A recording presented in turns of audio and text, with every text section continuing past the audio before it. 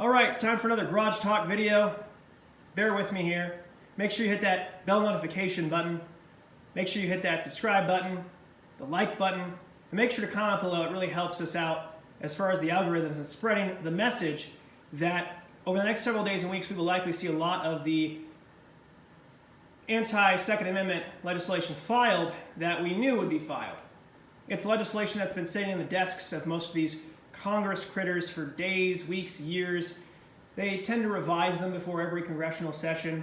We've already seen Marco Rubio file several anti-Second Amendment pieces of legislation, systems that actually use the background check system against the general population. One of the reasons why the background check system should have never been implemented in the first place. One of many reasons. And it will be abused, very likely by this administration, potentially through executive action.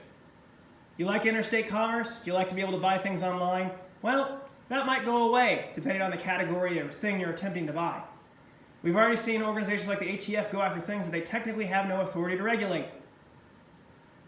That will continue happening, and no one will stop them. The only way we get ahead of this is to get on email lists with Gun Owners of America, Firearms Policy Coalition, your state rifle association. Join them. You have to donate money to these movements. Stop making a small minority of us pick up all the weight. There are too many firearm owners in this country, and I've had enough of the laziness, and I think most of us have.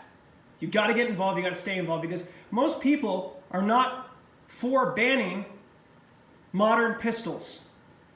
They think, oh, the mean, evil military, scary stuff. No, that's not what they want to ban.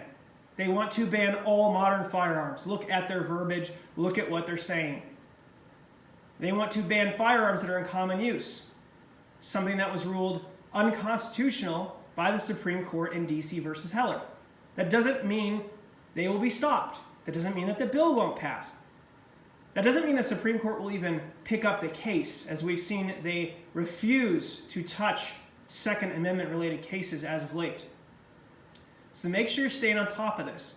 Make sure you are subscribed to several different YouTubers, gun tubers, on different platforms. That way you know when this information gets put out and that it's time to begin organizing again, time to begin calling, sending out email blasts. In fact, when you're done with this video, make sure you go ahead and do that first before you find me on Alt Tech. Go email your congressman, give them a call, politely tell them you will not stand for any more restrictions on the Second Amendment, and you are closely monitoring how they vote and if they co-sponsor any of that draconian legislation. And then you will absolutely work to make sure they are primaried come election season. Anyway, thanks for tuning in. As I said, the next several days and weeks will be truly telling as to what bills we will be fighting against. H.R. 127, while a big fixation and focus for the gun community, will not pass in its current configuration. It's too ridiculous even for the Democrats. But that doesn't mean that we won't see abuses of the background check system, as I've previously mentioned, especially the types of evil expansions that Marco Rubio wants to put in place.